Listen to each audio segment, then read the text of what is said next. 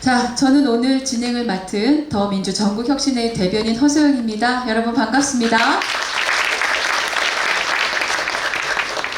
네, 오늘 이제 첫 번째 축사 준비해 주신 송경룡 한국사회적가치연대기금의 이사장님께서는 지금 교통사고로 몸이 불편하셔서 병원에 막 오가고 계시다고 그러시더라고요. 그럼에도 불구하고 현장에 못 오지만 마음을 담은 영상을 보내주셨거든요. 그 영상을 먼저 만나보시도록 하겠습니다.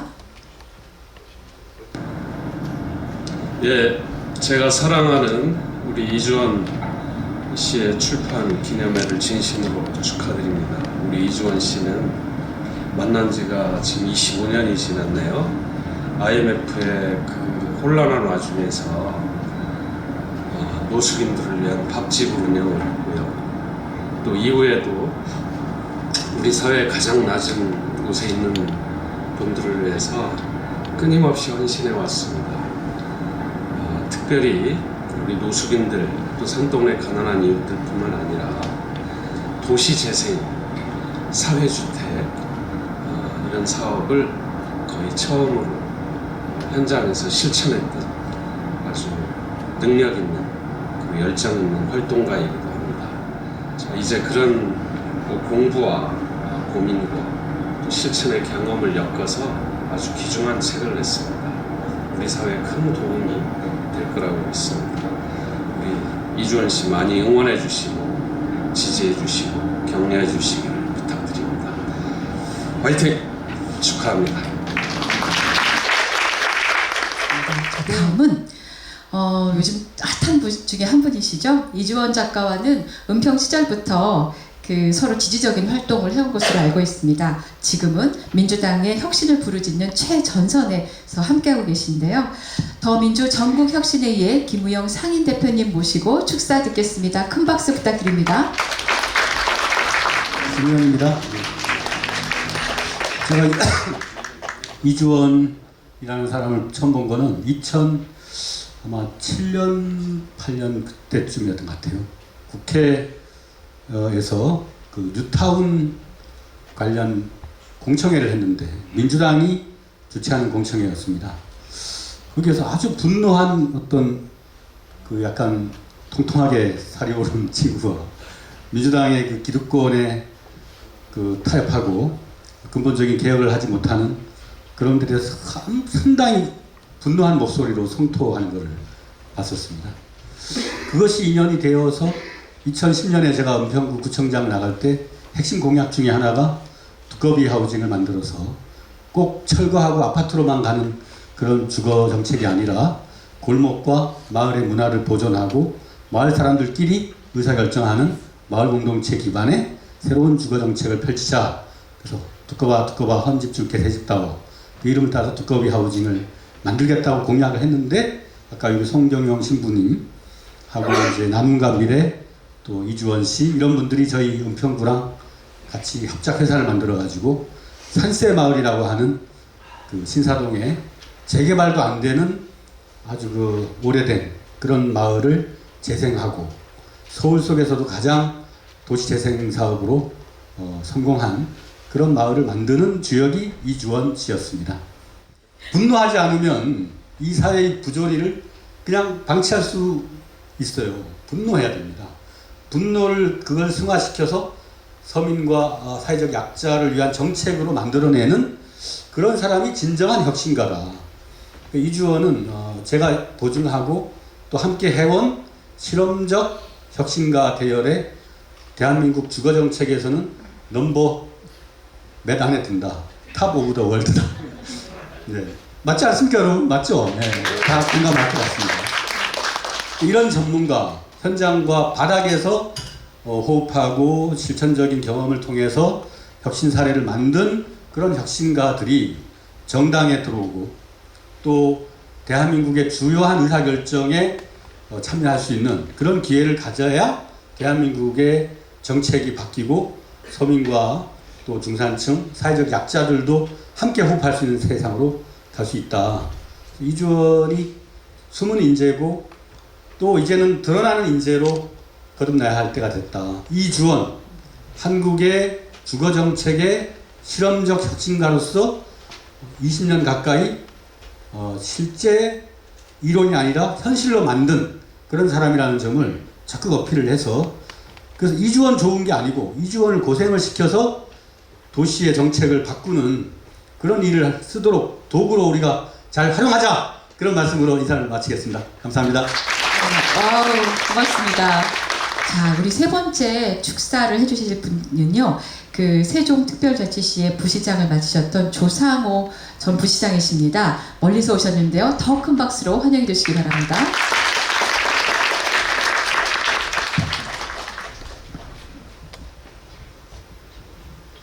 예, 반갑습니다. 이주원 친구 조상호입니다.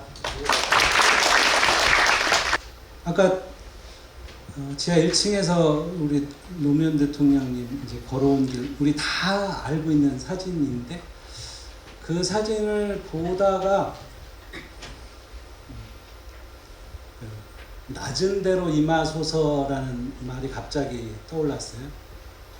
그게 다 아실 것 같은데, 예전에 우리 이청준 작가님 책이죠. 그 안효한 목사님 얘기인데, 노무현 대통령님도 제가 알기로는 그렇게 종교적으로 깊지 않으셨고, 이주원 대표는 사실은 불교 신자로 저는 알고 있거든요. 근데 우리 IMF 때 노숙자란 말이 우리 사회에서 이렇게 아프게 퍼져나갈 때부터 거의 30년 가까운 세월, 우리 사회에 이제 짐이 된 주거라는 문제를 손에서 놓지 않고 정진하고 또 꾸준하게 그 짐을 맡아온 이주원 작가를 사랑하는 분들하고 같이 좋은 책을 소개받고, 또 이주원이 나갈 길에 대해서 우리가 희망을 좀 불러 넣을 수 있으면 오늘 굉장히 뜻깊은 자리가 되겠다 생각 들었습니다. 예, 고맙습니다. 네, 고맙습니다. 생각하는 기본사회로 가는 저비용 도시는 과연 어떤 도시일까요? 여러분의 생각과 일치하는 지점은 어떤 지점이고, 또 질문을 만들게 하는 것은 또 어딜까요? 여러분의 마음을 뒤흔들어 놓는 내용은 또한 어떤 것일까요? 그의 이야기로 들어가 보려고 합니다. 큰 박수로 오늘의 주인공 맞아주십시오. 이주원 씨입니다.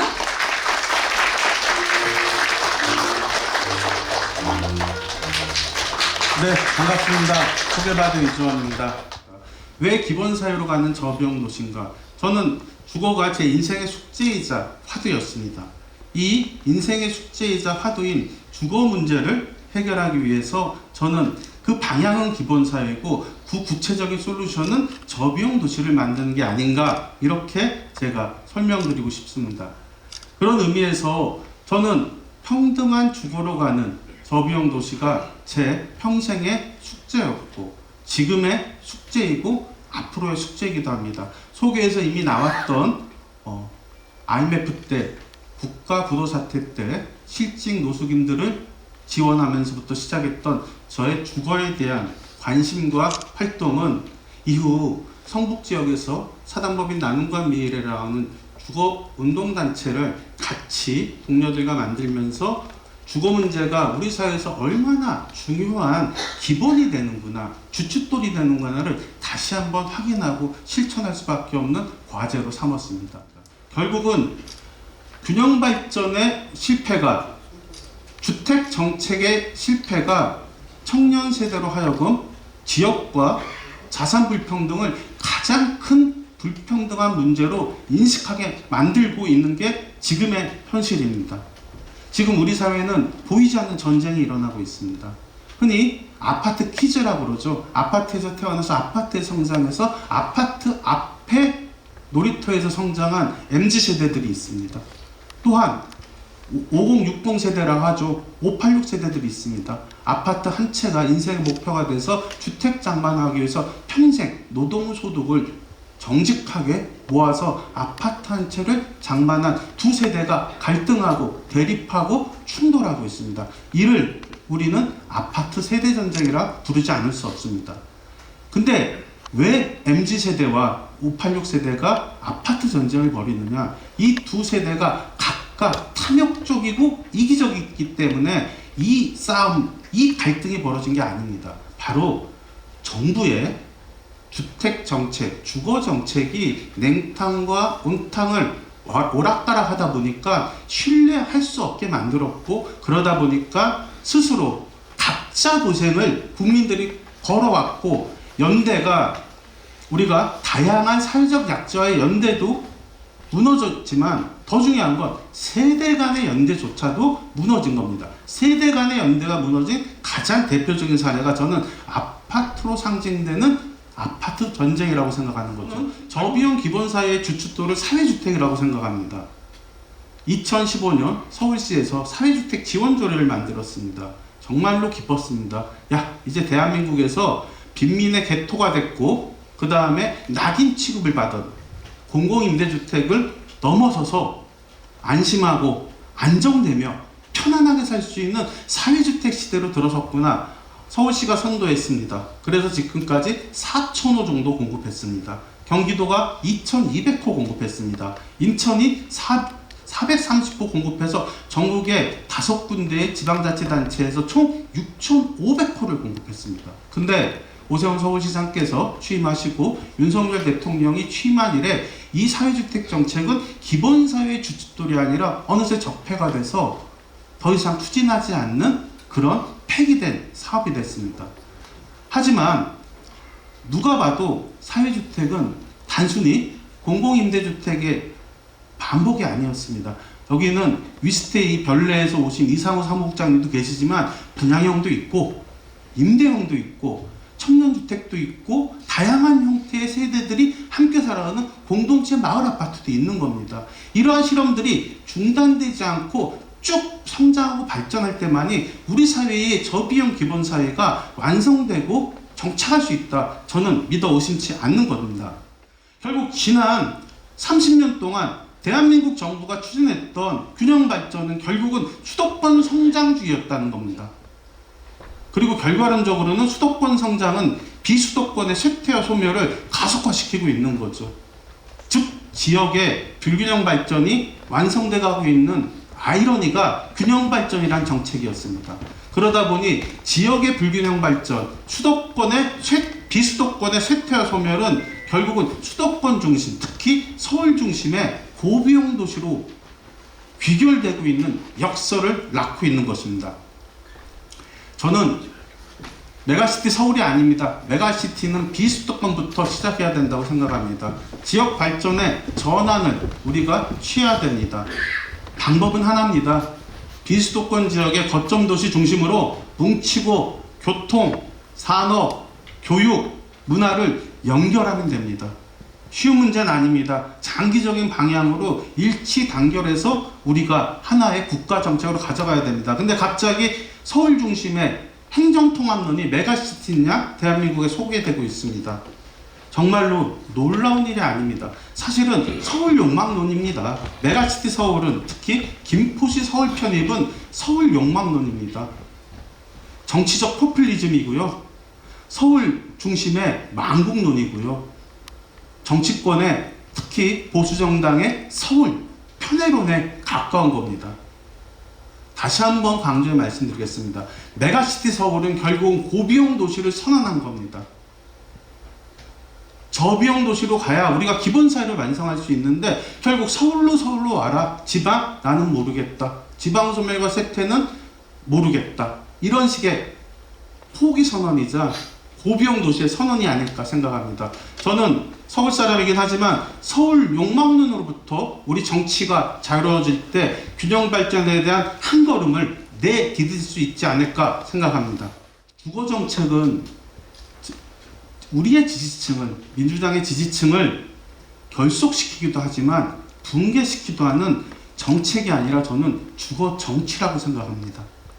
주거 약자인 MZ세대와 서민들은 저도 잠깐 몸을 담궜지만 문재인 정부 시절 민주당의 주거 정책에 실망해서 민주당 지지연합으로부터 이탈했습니다. 그래서 사실은 0.7% 차이로 윤석열 대통령이 당선되는데 기여했다고 평가받고 있는 거 아니겠습니까?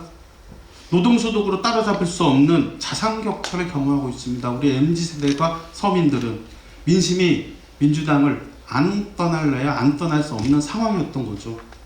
저는 주거 정책이란 표현을 넘어서서 주거 정치란 표현을 하고 싶습니다. 기본사회로 가기 위한.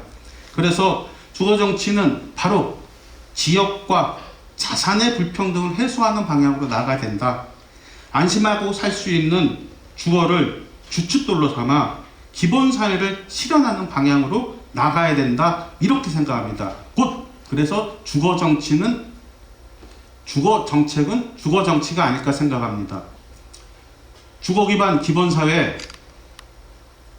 2주원 정치의 목으로 여러분들께서 힘을 실어주시기 바랍니다. 이상 마치겠습니다.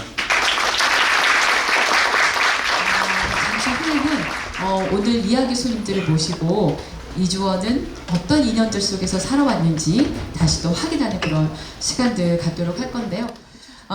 새날의 시사풍령과 임그린님, 그리고 리워크 연구소의 조은주 소장님, 그리고 한국사회주택협회의 이한솔 이사장님 나오셨습니다. 네, 안녕하세요. 저는 볼수록 매력 있는 임그린, 줄여서 볼메이 그린입니다. 네, 안녕하세요. 저는 반민, 반공의 자아를 갖고 있는 반인반수 괴물 아니고요. 민간 영역에서도 활동해왔고 또 공공 영역에서도 활동하면서 청년정책 활동해왔고 지금은 리워크 연구소를 새롭게 설립해서 또 새로운 시도를 하고 있는 조은주라고 합니다. 반갑습니다. 네, 반갑습니다. 안녕하세요. 저는 이주원 대표님 동료라고 소개하는 게 제일 맞을 것 같네요. 네, 한국사회주택협회 이사장 맡고 있는 이한솔이라고 합니다. 반갑습니다. 네, 반갑습니다.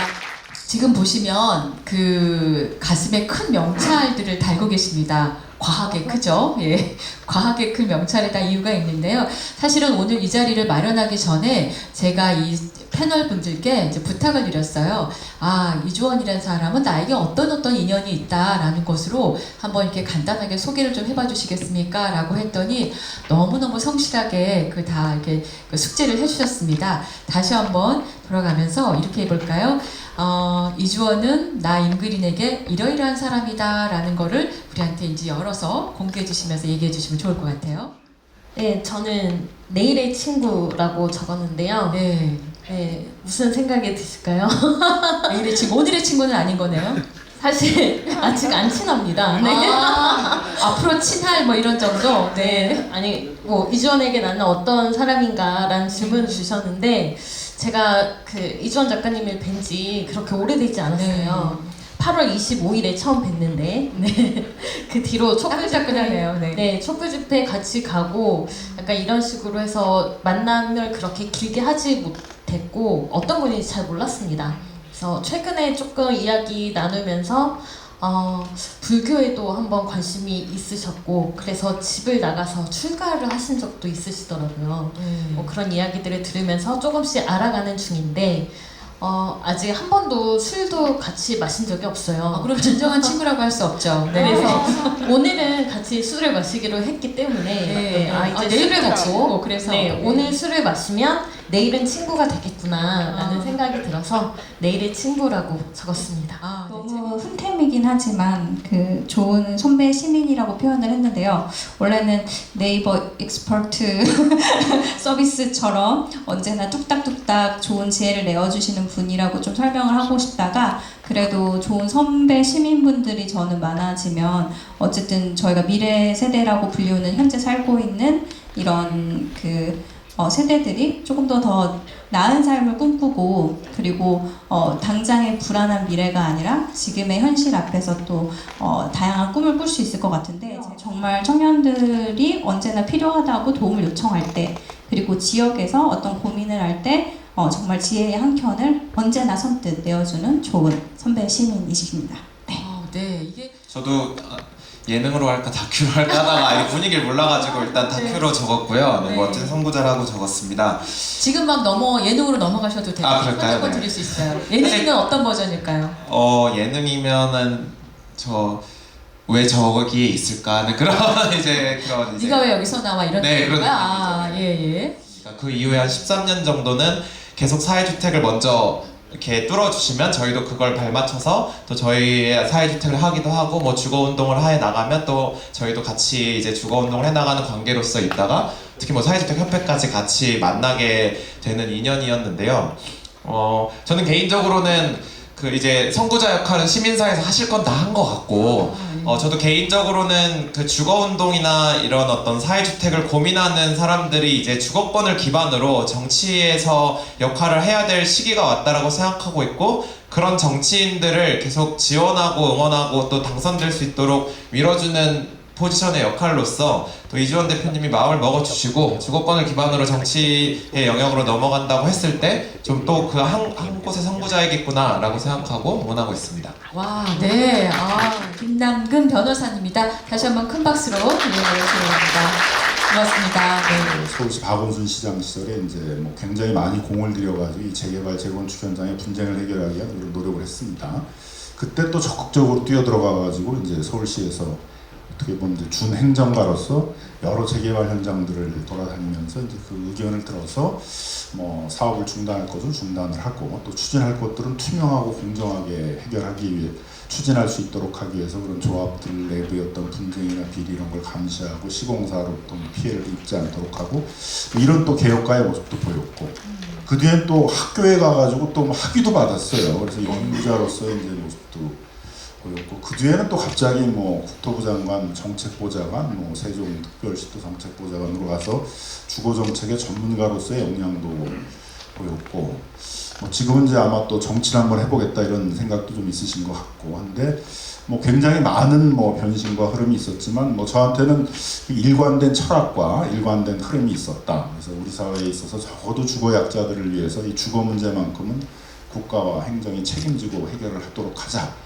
라는 어떤 그런 주거운동의 개혁가로서의 일관된 삶을 산 사람이 아닌가 그런 점에서는 주거운동 개혁가다 이렇게 좀 표현해봤습니다. 오늘이 북콘서트잖아요. 그래서 책 얘기로 넘어가려고 합니다. 책을 이렇게 이제 들여다 보시면은 어떤 점들은 내가 생각했던 것을 이렇게 잘 표현했구나라는 것들도 있을 것 같은데 이것도 제가 사실은 그 전에 먼저 미션을 좀 드렸어요. 책을 읽어보시고 어떤 대목이 이주원답구나, 이주원이니까 이걸 썼구나 라는 것이 포착되는 대목이 있으면 그걸 한번 읽어봐주고 왜 그랬는지 이런 것들 좀 나누겠다라고 했었는데요. 우리 이번에는 반대로 변호사님 준비되셨을까요? 어느 대목인지? 네. 예, 책의 26쪽에 보니까 이제 주거 정책은 탑정책이다 이런 게 나옵니다. 네. 타겟 오리엔티드 프로그램, 어떤 정책에 타겟이 있는 그런 정책이라는 건데 주거 정책에 각각의 고유 목표가 있었는데 지금은 몽땅 다 이제 매도를 당하는 그렇게 해서 못 잡았잖아 집값. 그러니까 공공임대 그게 그렇게 중요한 정책이야. 세입자 안정화 정책이 그렇게 중요한 정책이야. 뭐 보유세 강화 정책이 그렇게 중요한 정책이 이제 이런 분위기로 이제 가는데 뭐 그거에 대해서 아주 정확한 표현을 해주셨다고 생각이 들어요. 이 주거 정책이라는 게 그렇게 뭐 집값 잡는 정책 이런 게 아니라 그 각각마다의 어떤 고유의 정책적 목표가 있고 그 자체도 굉장히 중요하고 순수하고 우리가 지속적으로 해야 될 그런 정책이다라는 것들을 압축적으로 잘 표현해 준 것이 아닌가 이렇게 생각이 듭니다. 자, 그럼 우리 이한솔 대표님. 네. 저는 뭐 머릿말에 16쪽에 있는 기존의 개발 사업 중심에서 공동체와 경제재생을 포괄하는 통합적 도시재생을 대안으로 찾았다라고 하는 문장이 그래도 이주원 대표님을 가장 상징적으로 보여주는 문장이라고 생각했습니다. 한국은 다 야당 전문가만 있다라고 생각이 드는 게 안티테제에는 매우 익숙합니다. 그래서 무언가를 비판하는 것들은 다들 잘 하시는데 실제로 그걸 비판했을 때 그 이후에 어떻게 대안을 찾고 어떤 모델을 통해서 어떻게 집행하고 어떻게 실제로 구현할 것인지를 잘 다루는 사람들이 많이 없는 사회인 것 같습니다. 아니면 그들이 실력을 발휘하기 어려운 사회일 수도 있을 것 같고요. 그런 의미에서 이주원 대표님은 계속적으로 모델을 만들고 그 모델이 구현 가능한 대안으로서 존재할 수 있도록 끊임없이 노력하는 역할을 맡아왔다고 생각합니다. 그러면 이제 한국에는 야당 전문가가 아니라 진짜 대안을 실천해 나가는 그런 전문가들이 정치에 나갈 수 있는 길이지 않을까라고 생각해서 이 문장을 뽑았습니다. 네, 얘기를 정말 또박또박 잘해주는데 기승전 이 사람 정치시켜야 돼 막 이렇게 지금 가는 루트입니다. 안 할 수 없게 만드는 그런 또 명분이 또 있는군요. 네, 자 우리 풍선 친구님은 어떤 걸 꼽으셨을까요? 네, 뭔가 여행사 홍보하러 나온 것 같지만 저는 네, 이주원 그 작가분을 또 응원하기 위해서 나왔는데요. 저는 26페이지랑 지금 113페이지를 좀 말씀드리고 싶은데요. 일단 24페이지 같은 경우에는 저는 그 안전할 권리가 보장되는 그런 저비용 도시에 대한 내용들이 담겨 있습니다. 그리고 12구 같은 이제 이태원 참사가 다시 재발하지 않도록 하는 도시를 만들어야 된다라고 하는데 좀 공감이 됐는데요. 그 사실 아까 각자 도생의 생존주의 시대를 살아가는 청년들이 삶의 질을 얘기하기도 전에 사실은 인간의 삶의 격인 존엄성이 골목에서 얼마든지 훼손될 수 있다라고 하는 것들을 우리가 아주 가까이서 또 현장에서 봤기 때문에 그런 것들이 좀 저는 안녕할 수 있는 도시들을 만드는 거. 그래서 아까 말씀하셨던 것처럼 정말 안정적이고 그리고 안심하고 또 평안한 도시를 만드는 것이 되게 중요하지 않을까. 그리고 그런 도시를 어쨌든 우리 저는 부동산 정책의 원탑이라고 생각하거든요. 그래서 이주원 작가님이 꿈꾸면 현실이 된다라고 생각하고 네, 같이 만들어 나갔으면 좋겠고요. 마지막으로 저는 새로운 그 113페이지의 새로운 집은 소유보다 사용의 무게를 두고 완성된 상품으로서 집의 가치보다 함께 만들어가는 과정을 중시한다. 또한 더불어 살면서 즐거움과 유익함을 함께 누리기 위한 공간이기도 하다. 저는 이 문장이 그냥 어떻게 보면 정말 다양한 활동을 해왔지만 그동안 이주원 작가님이 걸어온 길과 또 맞닿아 있는 내용들을 좀 정리해준 또 표현이지 않나라고 생각이 들어서 네, 한번 꼽아봤습니다. 네, 그린님, 네. 저는 책을 천천히 읽을 생각이었습니다. 읽을 책이 쌓여있거든요. 그런데 숙제를 주셔서 어쩔 수 없이 다른 책을 다 제쳐두고 이걸 먼저 읽었는데요. 저는 110쪽 집을 활발한 사회적 관계와 정서적 만족을 추구하는 장소로 바꾸고자 하는 사회적 활동이 있다. 개인의 공간에서 함께 사는 공간으로 집을 변화시키려는 움직임이다. 이런 집들을 공동체 주택, 사회주택, 협동조합 주택이라 부른다. 새로운 유형의 주택에서는 사람과 사람이 새롭게 관계를 맺고 즐거움으로 가득 찬 삶의 질을 얻기 위한 다양한 활동을 발견할 수 있다. 이 대목이 인상 깊었습니다. 우리가 집을 대하는 태도가 두 가지가 있는데 집을 사려는 사람들은 집값이 내렸으면 좋겠고 집을 산 사람들은 집값이 올랐으면 좋겠잖아요. 이런 부동산에 대한 그런 이중적인 태도가 부동산 문제를 굉장히 어렵게 만드는데 그런 집을 사는 거에 집중하지 않고 다양한 방법, 다양한 대안을 제시하는 게 굉장히 인상 깊었고, 이제 우리는 이런 논의를 해야 될 때가 됐다. 빨리 사람들을 깨어나게 해야 된다.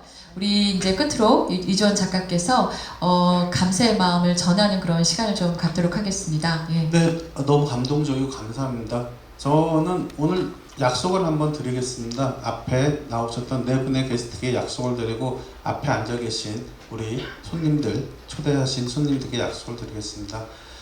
저는 제가 이 자리의 주인공이기 이전에 우리 모두가 주인공이라는 생각이 있습니다. 그런 의미에서 저는 지난 10수년 동안 같이 밀접하게 활동도 했고, 그 다음에 제가 정부 가느라고 좀 긴 시간 좀 같이 활동도 못한 그런 시간이 있지만, 김남국 변호사님이랑 함께 했던 그 의제들이 다시는 불가역적으로 퇴보하지 않게끔 우리 사회에 좋은 의미의 주거정책의 대못을 한번 박는 일들을 김남국 변호사님이 언제든지 앞장서시면 제가 함께 하겠다는 약속을 드리겠습니다.